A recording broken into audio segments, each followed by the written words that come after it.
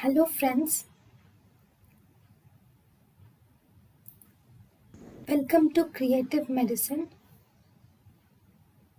In this lecture, we will learn about Then now the derivatives of neural crest.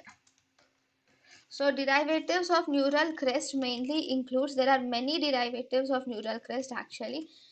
Corneal stroma, keratinocytes and endothelium are derived from the neural crest cells.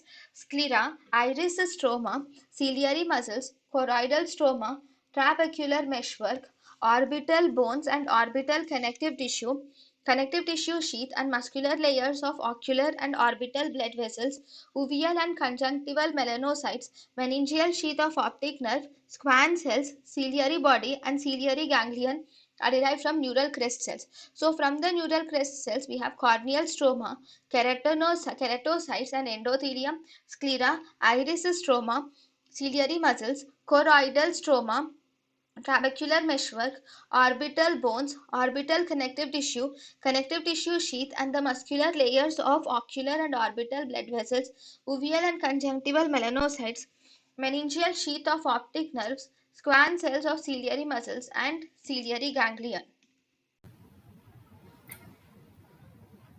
thank you and thank you for watching.